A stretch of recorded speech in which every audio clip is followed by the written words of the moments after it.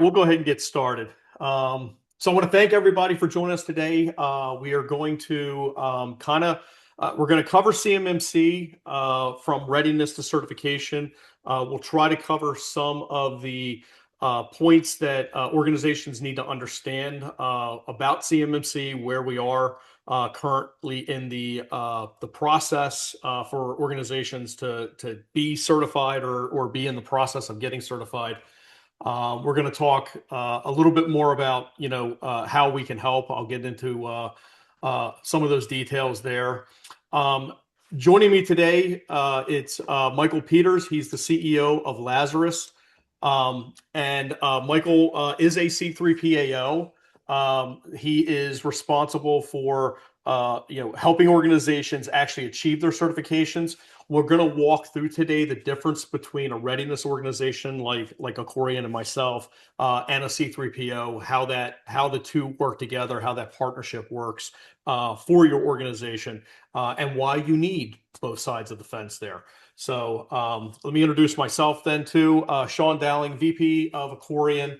I lead our federal services along with several other practices here at Accorian. Been working in IT and compliance work for most of my career, 30 plus years there. A significant background working with the U.S. federal government with numerous different agencies. So finally seeing CMMC, come to life and roll out here. It's one of those pipe dreams we never thought would happen. For especially those of us who were seeing this early on, in the early stages of this here, we're like, hey, that's a great idea. Let me know when you get there. I'll pay attention then. And then seeing this thing kind of happen over the last year and a half. Everybody start taking it serious. It's been kind of refreshing a little bit, but of course that opened up its own problems and things like that, and that's what we're here to talk about today. So in today's webinar, we got a couple of housekeeping things. If you have any questions, please use the question and answer module in Zoom. We will be monitoring that, and we'll try to answer them either live during the discussion. Michael and I may respond back just through the module itself. We will open the floor up at the end for any questions, any follow-on clarifications that need to happen. But if it's all possible, document your question there. So, we can do a little research on it if we have to, and that we have captured exactly what you guys are looking for. So in today's webinar, we're going to give you just a high level overview of what CMMC 2.0 is. Who's it impact? So, do you really need to pay attention to this here? We'll talk about the overall CMMC model, the different levels, what it means, controls that are impacted, what the process is to actually go through, getting ready for it and doing a certification. We'll dive deep into the readiness side versus the certification side. Like I said, we're going to talk a lot about, what the RPO does versus what the C3PAO does. What we can and can't do, really. We'll talk a lot around the evidence expectations that your organization is going to have to start collecting and providing to both your readiness provider and your C3PAO to show that you're compliant with these controls. And then we'll talk a little bit about how you get there. So we'll what are the next steps? So let's go ahead and just get started here. CMMC, I think a lot of people are still kind of questioning what it is. For the most part, Department of War cybersecurity certification program that specifically covers CUI, that is Controlled Unclassified Information. There's also FCI, Federal Contract Information. We'll talk a little bit about what the difference is between the two of those. But if you are receiving CUI or FCI, from a tier one vendor or a vendor or a agency that you're working directly with, CMMC applies to you specifically. We can help you determine, what's coming in, what level applies to you based off of that. But starting now, basically, the U.S. government is requiring you to start this CMMC process. We are seeing CMMC requirements in new RFPs and RFIs that are coming out from different agencies for work. Any renewal that you currently have to go through for any contract that you currently work with an agency on will have these stipulations inside those as well. So, CMMC is to make sure that you guys are managing CUI, FCI correctly within your organization. You're putting the proper security controls around it. You can't get contracts without it going forward. And like I said, we are seeing that now. And we are seeing agencies push back on companies that are responding to RFPs that have not started the process. And in some cases, they want to see certifications now. So again, we can help figure that out. You got till November for the most part to get there. There is a timeline which we'll talk a lot about here. So this isn't something you can wait until September to get started and think you're gonna be done and ready by November. That's not going to happen. In many cases, this is an immediate start today. If you're not aware of what that process is, again, we'll talk about it, but it takes a bit to get there. It is a heavy lift in some areas, especially with the environmental requirements and things like that. And then overall, there's, a lot of pressure going through the supply chain. So even if you're, a vendor to a vendor that supports an agency, depending on where that CUI flows and what information you're getting, you still may be subjected to having to do CMMC. So again, we want to make sure you get enough information about what this is about and what it means to you guys, and for you to help determine inside your organization, does this apply to you guys. You're going to hear us talk a lot about different new acronyms, and with every framework that comes out, there's this whole new vernacular of abbreviations and things like that. Key things we'll talk about today: CMMC, which is the Cybersecurity Maturity Model Certification, DFARS, RPO, RP, C3PAO, CUI, FCI. These things here are things we're going to talk a lot about today. Going through the process, you will need to understand more acronyms. There's a lot more than these here, but these are the key ones. Things like your SSP, which is your System Security Plan, POAMs, which are Plan of Actions and Milestones. If you've already been working with federal agencies, I'm pretty sure you know what SPARS is, and all the fun stuff that's required there to get your self-assessments and your scores put in there. You'll hear us talk about DIB and DIBCAT, Defense Industrial Base, and the Cyber Assessment Center. And then again, EMAS is the overall master system for the federal government that all these assessments and attestations and findings get loaded into. There's a ton more of acronyms that once you start getting engaged, working with your RPO and your C3PAO, you'll have to learn these things. But I like to bring these up early on because everybody's like, well, what do you actually mean by an RPO or a C3PAO? If you do FedRAMP, you're going to be, well, hey, I already have a 3PAO. Well, the C3PAO is a little bit different than a 3PAO in many cases. So we'll talk about all that. Okay. Let's start off with who is impacted by CMMC. And essentially, I kind of gave you guys the answers a little bit earlier, but prime contractors, subcontractors, pretty much anybody who touches, sees, or processes CUI and FCI in some cases. Even if you're just a contracts administrator and you're just managing contracts between different vendors and stuff like that, you still have some requirements when it comes to CMMC. So the simple answer here is what I put here is if you touch CUI, you're pretty much in scope. The challenge here will be, if you're not sure, let's figure it out. If you touch it, you're pretty much in. Let's figure out what level and how the scope of the framework applies to you. And if we can, we'll help you figure out that you're not involved. So we'll quantify, that CUI does not come into your organization and that these type of these frameworks don't apply to you. Um, we'll talk a little bit about scope, CMMI levels and scope. There are 3 levels for CMMC. I just said CMMI and I apologize. CMMC. Level 1, which is foundational. It's 17 controls. It's pretty much for the contract side of the house. If you're, like I said, if you're a contracts administrator, you're processing, RFPs, things like that. This is pretty much applies to you. There are some other categories that we can fit into that there. But this is really, if you're not truly touching CUI, we can work you into a level 1 assessment there. The majority of organizations will fall into the level 2 world. This is organizations that do receive, process, do something with controlled unclassified information. It's more advanced. There are 110 controls following predominantly NIST 800-171. It does require a C3PAO to do your audit every 3 years with this side of the house.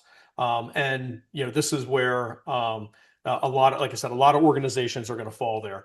With level 3, it's a much higher level, and it has the DIBCAT certification process with that there. It's 134 controls. And again, there's different areas where organizations may fall into this here, but if we're predominantly a tier 1 provider to an agency, we would look at, do these controls apply to you?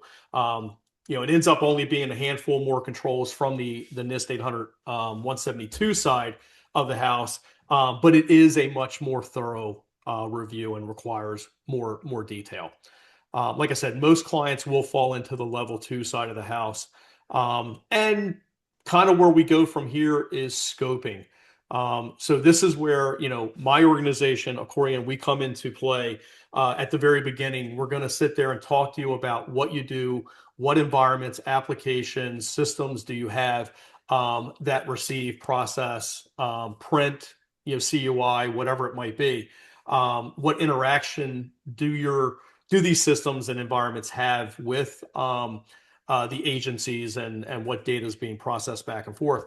And then we'll help you define that scope, what in your organization needs to be included in this assessment.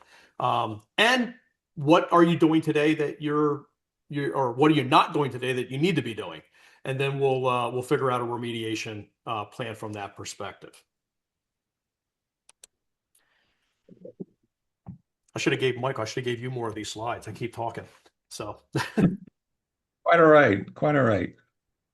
So readiness versus certification. So it's fairly black and white here. Readiness is the prep side of the house. Like I said, we're going to talk about scoping, make sure this framework's applicable to you, where CUI or FCI lives in your organization, what level you got to be certified at. We'll do a full-blown gap assessment from that side of the house. And then, we'll work with you on the remediation plan. So as you start, saying, hey, we don't do this today. What do we got to do? We'll help you figure that out. If it's documentation or technical implementation or process, we'll help you figure all that out.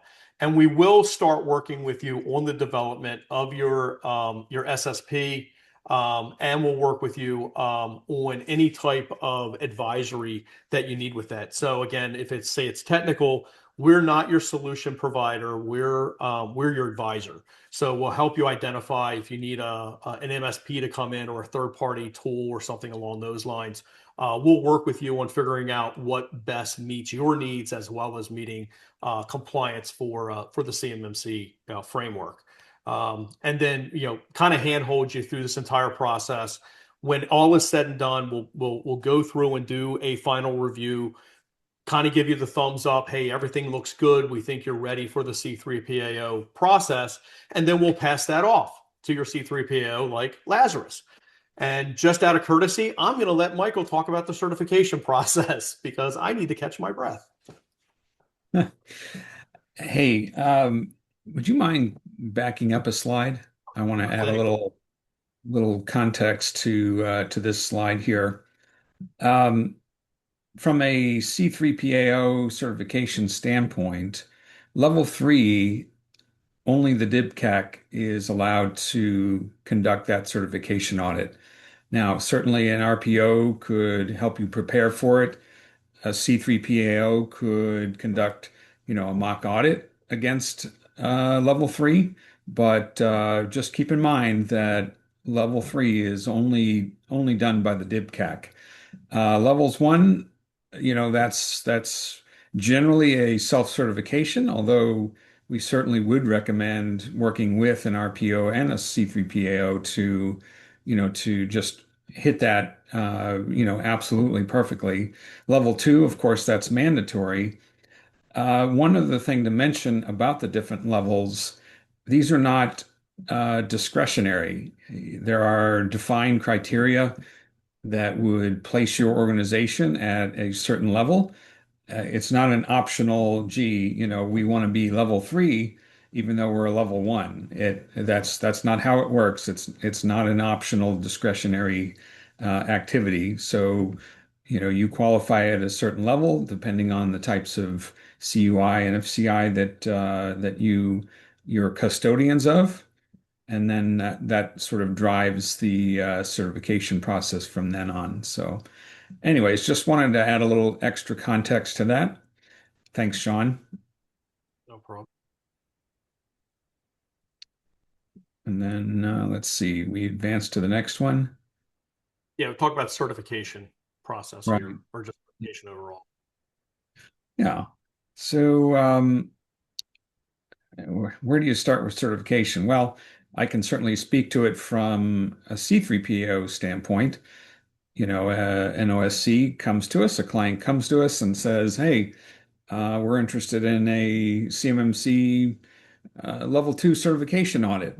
And so, there's a bit of a scoping that has to occur. We need to understand, the nature of CUI in an organization, where it resides. Is it an on-premise situation? Is it something that's in a cloud environment?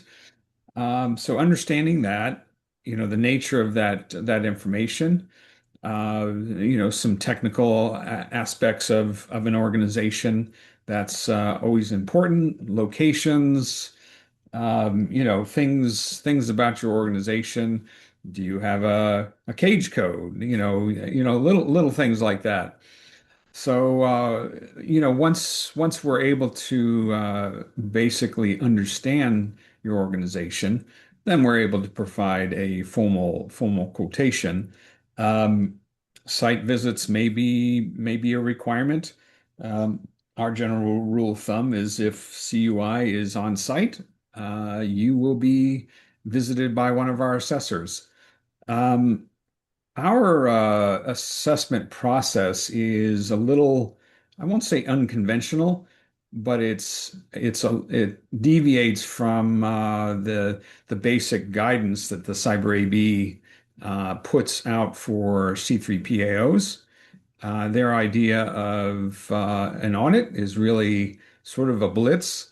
It's gee, do this over a 2 and 3 week period of time. If you encounter a gap, you need to fail that customer and put them back to the end of the line to restart. So I just think that's a horrible way of doing business, and it's certainly not making friends and building relationships anywhere. So we don't do that. We spread our assessments over 2 and 3 months, generally speaking. It could be longer, could be shorter. It really depends on your readiness. So, from a readiness standpoint, we absolutely love when you have worked with an RPO like Accorian. We know that their work is top notch, that it's going to meet, the minimum or exceed the minimum standards, but basically hit that mark. And we're not going to have to revisit these things. That you come to us prepared. You have an actual SSP that is fully formed and it meets the rigor of the standard instead of maybe looking like it's been written up in crayon. We've seen, generally speaking, the largest obstacle, and I think we're going to talk about some limitations to success later on. So I'll kind of table some of those gotchas that we see for now.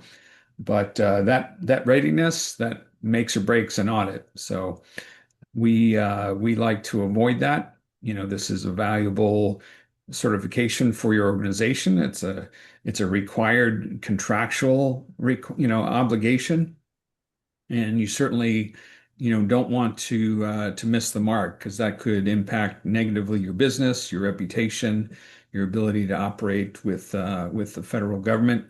So we want to see that you get through this as quickly and cleanly and successfully as possible the first time. So I'm going to pause right there for a moment.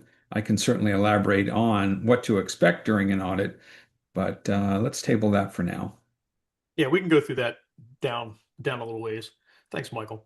All right, so let me now that I caught my breath a little bit, let me talk about an RPO, what we do, what we can do, what we can't do. So Accorian is a an authorized RPO organization. We're a readiness organization for cyber AD. Our primary role in this process is just that it's readiness, define requirements, look at your gaps, where are the holes, what are you not doing today that you need to be doing. Are you compliant with the controls as they are stated, which would require some advisory on making sure you understand what these controls are and what they mean to you in your environment.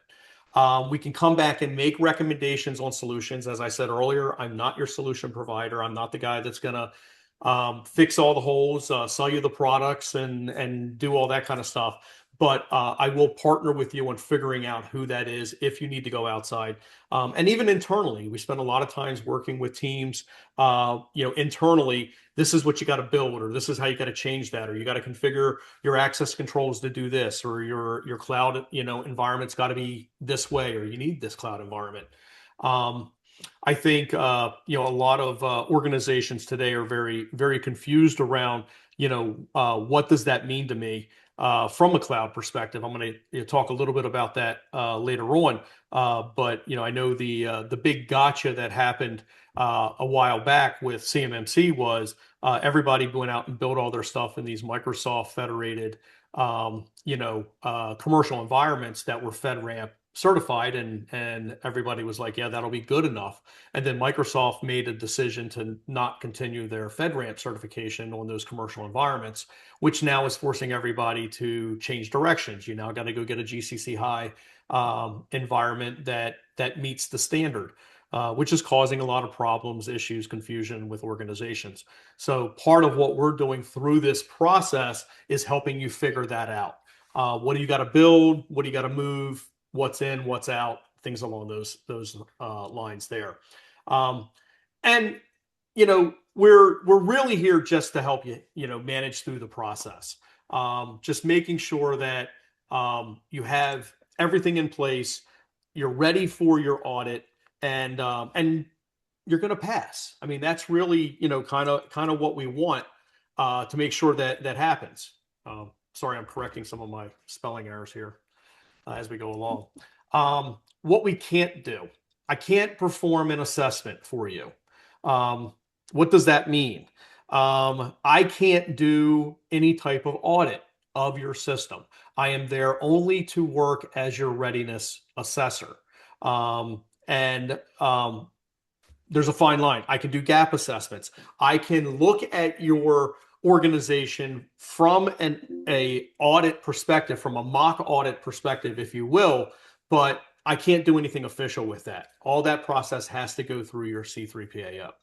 I can't assign any certifications, can't hide any deficiencies. If I see that it's a problem and it falls within the scope of what needs to be reviewed, it's going to be called out. That's along with any audit, should be obvious, but we do get a lot of situations where, hey, can't we just scope that out?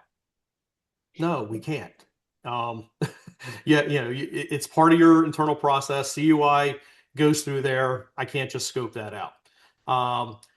And I can't help you once you start the process with your C3PAO like Lazarus. I can't help you remediate anything. I can't really say anything. I have to sit back and wait and see what they come up with and make their determinations. And then depending on the direction they want to go in, if everything's good, they'll go ahead and complete their process and upload everything and issue the certification. If not, you may end up getting an adverse letter, and it's basically just, hey, you're not there yet, or we didn't find sufficient evidence to support enough of what we need to get you there. Then I can come back and get involved. But while you're in that assessment process with your C3PAO, I have to sit back and sit on my hands and watch and wait. So pretty much simple. RPOs are your pregame. We're your coaches.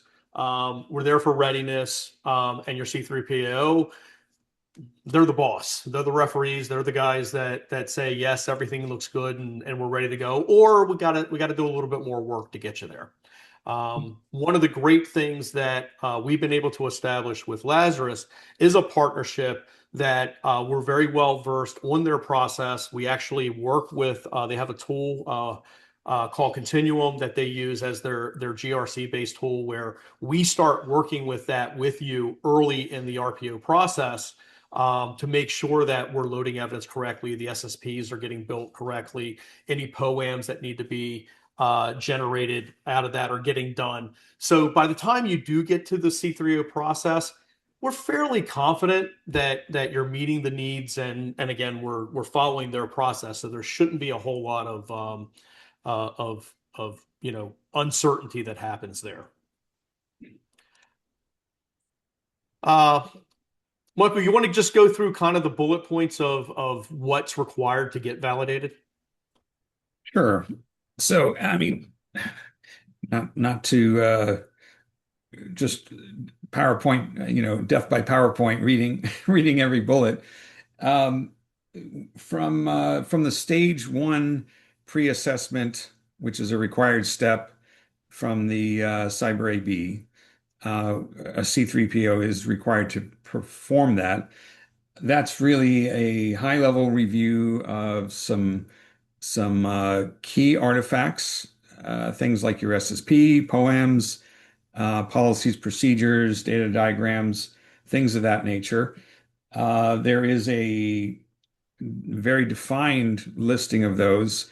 It's a benefit that we all enjoy using the Continuum GRC platform for that. There's a pre-assessment module, so you really can't miss anything. There's no guesswork involved, and you essentially load that form up with pieces of evidence that we ask for. And then the C3PO team will take a look at that information and do a go, no go type of evaluation. If there is sufficient evidence to support a successful certification audit, then we move forward. If there's not, we would essentially reject that and you'd have to start all over. Now, just a little word about that. I mentioned earlier how we're a little unconventional when it comes to the assessment process. Um, by the time Accorian is done with their work, they're also using the Continuum system. The Continuum system's AI capability is evaluating that evidence, those responses, your SSP, the entries, and everything involved. It is already evaluating that for gaps, things that, people may miss, and it gives you certainly the opportunity to fix those gaps before they become failures. So very, very useful, very helpful in providing assurances that you're off to a good start.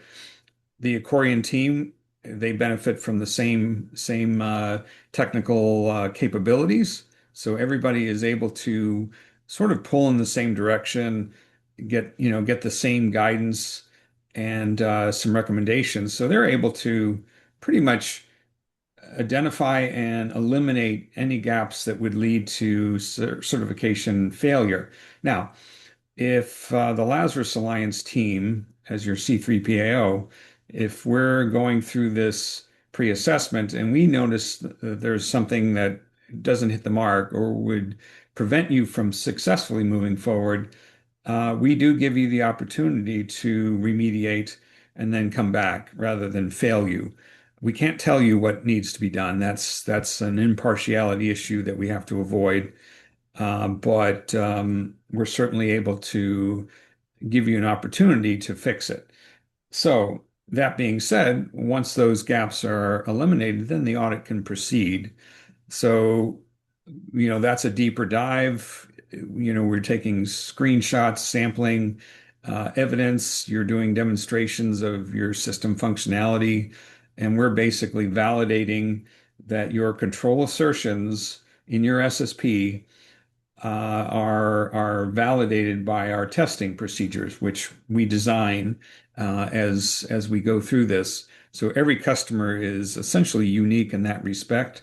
So as we do this and we collect evidence, again, if there's something that really comes out as a showstopper for your successful certification, you will have an opportunity to go back and fix that while we move on with the rest of the assessment.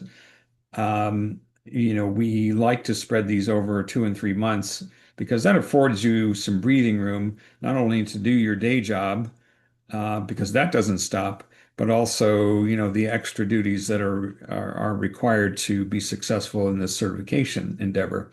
So, as that proceeds, we're doing our interviews, we're doing our observations, our testing, and all of this documentation ultimately is compiled. And when we know that you will be successfully certified, then we're able to submit you to through EMAS. You'll have a SPURS score. All of that information is uploaded by our team, by our QA team, and then the DIBCAC makes a determination. Now, this process that we have been describing from the RPO through the C3PAO, all of these steps that Sean and I have described, this has led to 100% of our CMMC customers being certified the first time. The DIBCAC has been very pleased with the quality of the work and the supporting evidence and everything involved. So, we have a spotless track record in bringing people, bringing organizations to certification success. So, this is a recipe that we will continue pursuing. So, I'm going to pause there. It looks like maybe we have a question out there from Oliver. Let me see. What is this? What does this say? What is the Says, criteria? what is the criteria that requires an organization to get a level two assessment versus a foundational self-assessment? Is it all contractual requirements or requirements from the government contracting office? You want to take a stab at that one? Well, I mean, it's really the difference between. So, are you handling CUI, or maybe you're just handling FCI? That's kind of the point of delineation. CUI, it's absolute cut point. It's the delineation between level one, the foundational level one versus the more intermediate level two. So if you have CUI, well, there's no way that you would qualify for level one. You have to do level two. So, hopefully that explains it, in very, very, abbreviated terms. But, if you look up the definition of FCI versus CUI, that's absolutely what the cut line comes from. Yeah. Thanks, Oliver.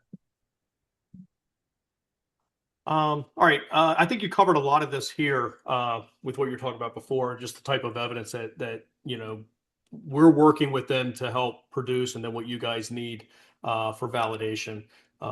Any additional thoughts on different types of evidence that you guys commonly need to see? Sure. Just from an evidentiary standpoint, there's a couple of things that we look at. Now, I don't know. I probably law school has a little bit of sway in my mindset here. So when I say spoilage, basically what that means from an evidentiary standpoint is that um, the evidence has to be fresh, it has to be current.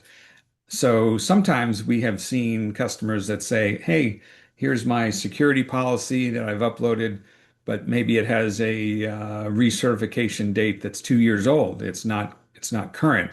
So the time and date stamp, the born on dates, the time, the revision dates, the sample dates, those have to be current. They have to be clearly articulated. So another example, aside from a policy date, which is very visually easy to see, taking a system sample, maybe it's a configuration file from a server, just taking a screenshot of whatever the command is to, demonstrate conformity to that requirement. That's not enough. You should also include the current date that that sample was taken, either because it's a snapshot on your desktop showing your your system clock, or maybe it's a command line date command showing the current date. Somehow, we have to verify that the origin of that evidence and the timeliness of that evidence is all very current and applicable to that scope. So that's something that it's easy enough to accomplish.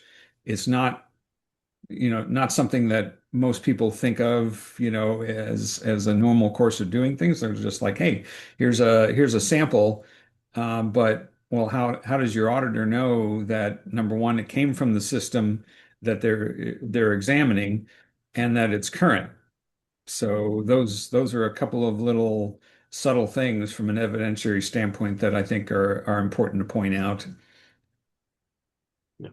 And we work with your organizations to make sure you guys understand that up front, because as we're going through looking at the where you live in the process, doing the gap assessment, things like that, we'll have you demonstrate the evidence that you're going to use for your validation. So we'll look at that. Not only does it, meet what the control is asking for, but does it meet all those criteria that Michael was talking about? So, does it, does it look fresh? Is it, identify the system it came from? Things along those lines. So again, those are things that's part of the hand-holding process that we do up front. And the whole concept really is to make sure we eliminate as many surprises as we possibly can by the time you get to the audit. All right. All right, Michael, you want to talk about the failure points? What would Sure. cause somebody not to get there? The biggest obstacle to success we have seen, and as a side note, this is not only for CMMC, it's as an example, Lazarus Alliance is a certification body for a raft of ISOs. We're a FedRAMP 3 PAO. We do SOC audits, blah, blah, blah.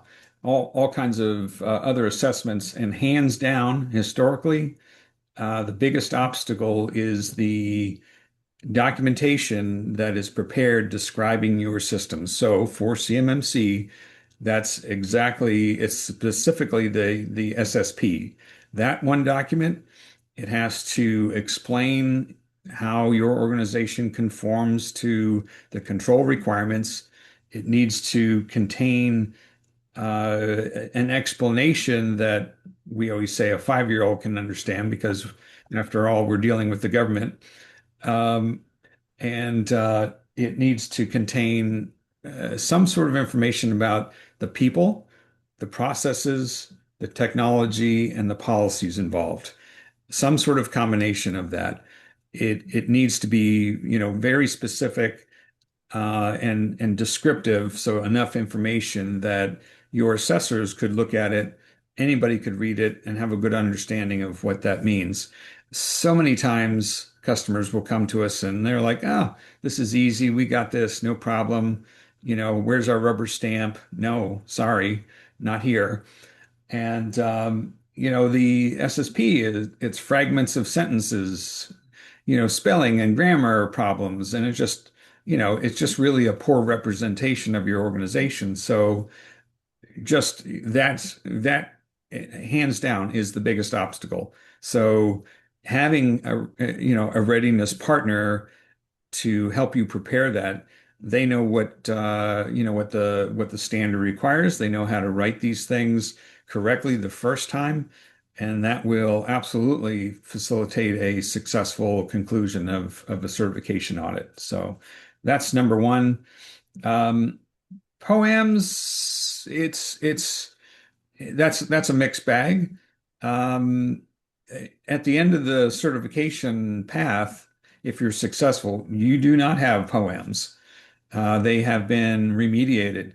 Now, you can get through a certification and have a few low level, low impact poems. Um, that's okay. You certainly cannot have moderate or high impact poems. That's a showstopper for sure. So you definitely need to have those remediated before you get to the pre-assessment for sure. But the nature of the poems, that's definitely something that you have to be mindful of. Anyways, just a little bit about poems. Other supporting systems. So a frequent comment that we get is, "Hey, we're in this environment or that environment. Do we use this solution or that solution?" There is a huge swath of solutions that can be applied to your given situation. Some of them are, gift wrapped, high end, fancy bells and whistles, expensive type solutions, and that's fine if that's the route you want to go. But there are plenty of open source or alternatives that will meet the requirements that may fit your organizational profile, your needs, your budget, much better. So again, this is where the value of an RPO like Accorian comes in handy. They understand there's a lot of different ways to solve these technical problems. So it's great that they'll help you through some of that stuff. Um, Sort of a rule of thumb and low-lying fruit, if you will, uh, leveraging FedRAMP authorized solutions, that is a slam dunk. Now, Sean mentioned Microsoft's pivot on, hey, we don't want to do FedRAMP anymore, which is pretty amazing when you think about it. But that's certainly unfortunate for those customers, those Microsoft customers. So yeah, that sucks. But generally speaking, FedRAMP is probably the most onerous, even worse than CMMC, I have to tell you. We're a C3PAO and a 3PAO. And I can tell you it is far worse than CMMC is. Um, that's supposed to be encouraging, but it's probably not given, where you're sitting. But those solutions, they're very expensive. It takes a long time to achieve. Those vendors will not give that up so willingly. So there's a lot of stickiness when it comes to, those authorizations. But the DoD requires at least a moderate authorization. So if you're finding a solution that is FedRAMP moderate, well, you can't go wrong with that if it meets your needs. So I think those are probably some of the most obvious gotchas, Sean. Okay, thanks. We do have there's two things I want to cover here. One is when we talk about poems, there's things that can't be poemed or things that aren't poemable, which I'm not convinced is an actual word yet. But we're going to add that to our list of acronyms. Things that you need to understand, there are specific requirements around the poems themselves.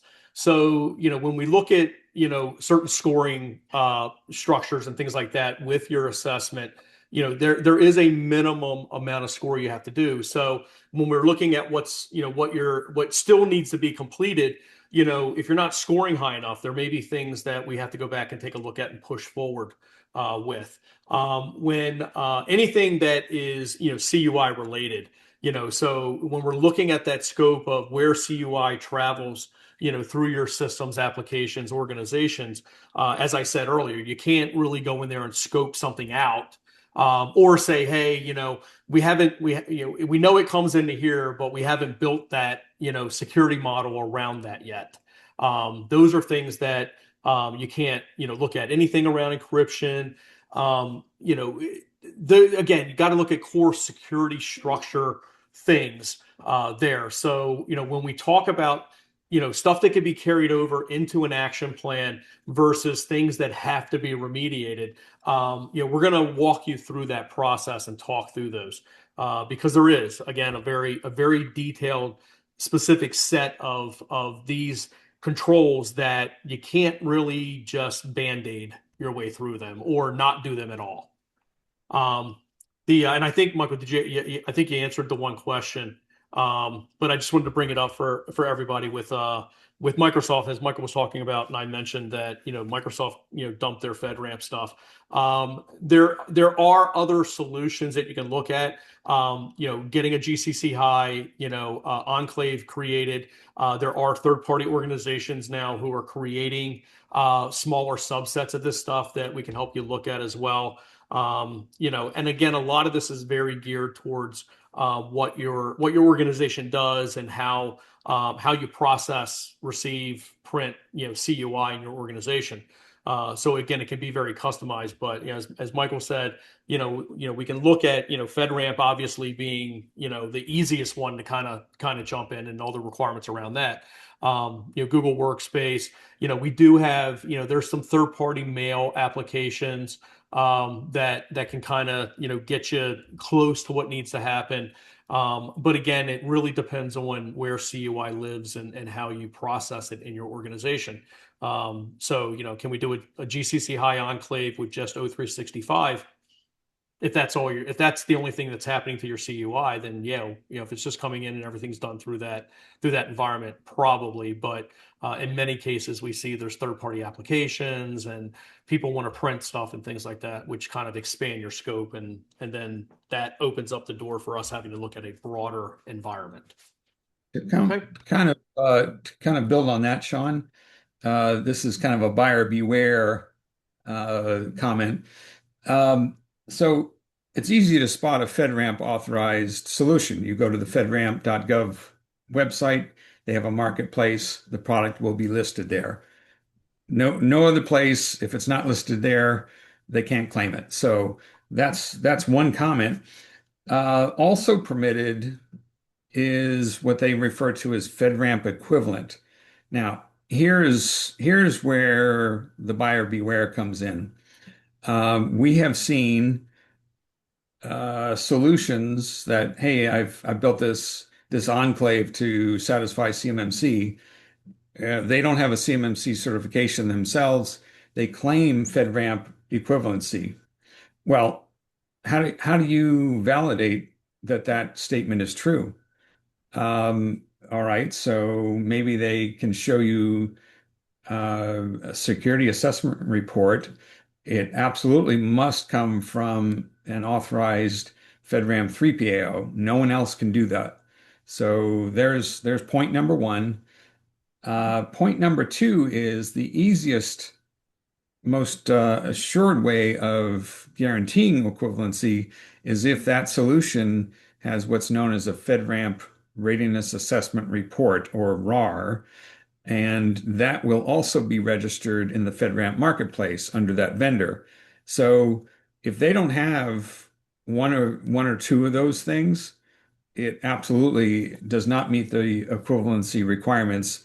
They should not be trusted. So just buyer beware on that point. Yep. Okay. All right. I want to move quickly. I know we're coming up on time here. I want to make sure we don't mess up anybody else's meetings for the day. Timeline expectations. We get this a lot. How long is it going to take me? What do I got to do? All that kind of stuff. On average, these are kind of, just, things that we're seeing. And again, a lot of this depends on what your organization does, where you are in your security journey, specifically around the CUI management processes that you have in place. And, really how many hands you have that's working this here. There are specific requirements that are a little bit of a heavy lift for all organizations going through this. So again, it's not written in stone that, if you're under a certain threshold of, a size organization, you can get this done fast. If you're big, it's going to take forever. It really just depends on your maturity in your security program and how you currently manage, CUI or FCI, in your environment. Um, we do have specific dates that have been issued by the government for CMMC. Last November was kind of the, hey, we're really serious about this, and we're so serious we're going to start giving you real dates, and we're not going to change them like we've done for the last 8 years. And which we'll see what happens coming closer to this November, because I got a feeling we're going to see some date changes, but that's just personal opinion. But they started last November saying that new contracts can include requirements around CMMC, include these clauses saying that you must be CMMC Level 2 certified in order to bid. You must be in the process. You've got to do something. Level 1 if you're running projects, things like that. And like I said earlier, we are seeing this in contracts today, and in a lot of cases, we're seeing them that you have to be certified to submit your bid even before this November's deadline. They want to have certifications complete before that. So there is an urgency there. If your organization is currently working, with a federal agency, you have a current contract out there. You got a renewal coming up. You're going to see this immediately. If you're trying to bid on new work, can almost guarantee this is going to be out there. Going into this year here, November this year, we're going to have the requirement that you have to be certified depending on your level, your requirements there. Again, most people are going to be level 2, so you're going to have to be there by November. And again, there's a lot of things that need to happen between now and then. So again, this isn't something that can be done overnight. It takes a while to get there. So, and then going into the next couple of years, there's going to be more requirements around level 3, full implementation across the entire defense industrial base. My comment that I think we'll see some changes in these dates, or some kind of leeway that may come out. I think right now, Michael, we got just around 100 C3PAOs, plus or minus 10 there. 90 the last time I looked. Yeah, 90. And probably maybe a little bit more on the RPO side of the house. There's last count 380,000 plus vendors that need to go through this process. And I believe from the last Cyber AV numbers, I think they're right under 800 certifications have been issued. Yeah. So if you start doing the math, they're not going to get there by November.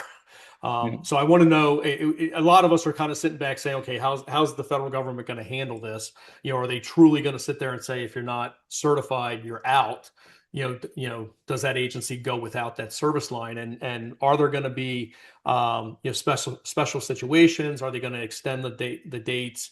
We don't know yet. Nobody, they don't want to talk that yet. They still want to use the scare tactic to push people, through the process.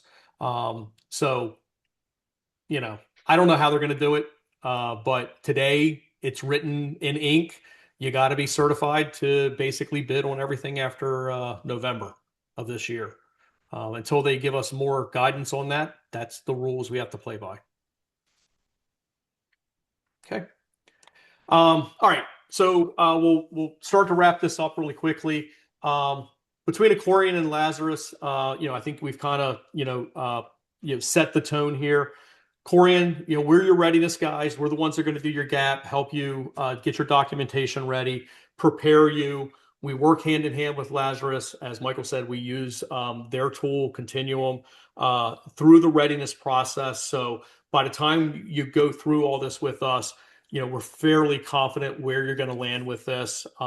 Taking advantage of the fact that Lazarus has a 100% certification rate through their process, we want to make sure that we're doing everything the way they need it to get done in order to continue that success rate there. We do follow that process pretty closely. From the Lazarus side of the house, independent validation of security, they're the guys that are responsible for basically attesting to the fact that you're compliant. They'll do that through the interviews and evaluations, and then ultimately they're going to be the ones that do all the issuance of the certification and the reporting. And like new frameworks that we're seeing, it's a life cycle style framework. So, it's not just a one and done kind of thing. It is something you got to do every 3 years. There's a lot of things that have to happen in that 36-month window to make sure that you're, executing and maintaining your security program as it applies to this. Again, it's something that, it's a lifestyle change is what we like to call it here. Um, and Aside then, from that, go ahead, Michael. aside Sorry. from the first year full certification, and then as Sean mentioned, it's a 3-year certification. So every 3 years you have to go through a full certification assessment. Uh, the interim years, we refer to those as surveillance assessments, but basically you do have annual reporting requirements. So even though as your C3PO, we may, the heavy lifting may be done the first time around, but then 3 years down the road, we're going to do this all over again. Uh, we will be supporting you for your years 2, years 3 interim periods. So just keep that in mind. This is something that needs to be maintained for the lifespan of your desire to work with the federal government and maintain your certification. So, like Sean said, it's a bit of a lifestyle change. So just keep that in mind. We do try to make it easy with sort of sustaining it through that life cycle in a Continuum GRC platform, as well as working with your readiness partner to, maintain documentation, policies, procedures, updates to your SSP and things like that, maybe POAM management, whatever the case may be.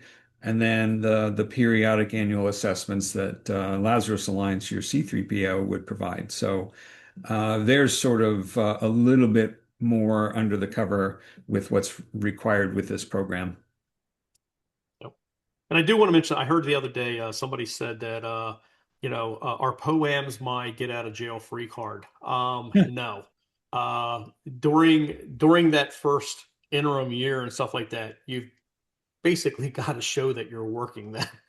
You're closing them. It's not like I can just sit there and say, "Oh yeah, I'll get to that," and 3 years later you come back, "Yeah, I never quite got to that." That's not how this is going to work either. Whatever gets through that process, you still have to work to close them, and in many cases close them, in that first year. Those vulnerabilities will have impact ratings, CVS ratings, and based on that level of criticality, that sets the timeline for how quickly they need to be resolved. And like Sean said, these are not, those are weaknesses that cannot be ignored. Now, the flip side, maybe you identify something internally and you just decide, you know what, I'm not going to put that on the poem because I don't want the government in my business, and we'll just deal with it when we deal with it, sort of ignore it. Well, there are certain ways that may come to light. If as your assessors, we're looking at, say, vulnerability scans that are conducted, well, we're going to verify that the people conducting them are competent and qualified. We're going to make sure that the tooling is not dumbed down or plugins are not turned off to turn a blind eye. So, if any of that were to come out, well, from a legal standpoint, that gets into fraud, and you really don't want to go there. So just Yep. word of caution on that. Okay, so we'll wrap things up here. I know we're running a little bit over. So key takeaways: prepare early, be realistic with goals, understand the proof of compliance is essential. Again, that's why this process is set up the way it is, that, you have to have somebody like us to help you prepare for it. You have to have a C3PAO, attest to that you guys are actually compliant with it. Work with us to get there, and make sure that you fully have adopted the framework and the processes within your organization. And as early as possible, anticipate, some of the issues that you're going to have. And the earlier we get to work on those things, the faster we can get those done and move forward. Next steps, let's take a look at your CMMC readiness. How do you do that? You call me up and you say, hey, I got to do CMMC, or I think I got to do CMMC because we have all these things that we do with this agency, this vendor that's a government contractor. How do I know? Let's sit down, talk about it. We'll go through, we'll figure out how to determine what's applicable to you and then what those next steps are. We'll take a look and we'll figure out a plan for that. We'll work with you on your timeline, your budget, what all this means to you guys. We're working to try to make it as affordable as we possibly can to organizations. It does take a lot of time to do this. It does require a lot of expertise from all sides of the house. So that, again, this isn't an overnight kind of thing. And to be really honest with budget timelines, are we there? We've got to do a gap assessment. We've got to do the evaluation on where you are today in your process. So I'll end there. Michael, any closing remarks? Anything you want to do cover there? If you have questions, because of the timing, just email me or Michael. We'll go ahead and we'll address those directly. And again, if you need more details, we're more than willing to set up a conversation with you. So, Michael, any closing remarks? No, we're ready to help. So, yeah, if you come to us and we also know that you have readiness needs, we're going to tell you to give Sean a call as well. So either way it goes, we'll get you to the finish line. Thanks for your time and attention. All right, guys, thank you very much. We will send out the slides and the deck to everybody who was in attendance today. Again, more questions, please forward those to us. Reach out if you just need to get started or you're not sure if you need to get started. So again, thank you guys for your time and enjoy the rest of your day. Thank you.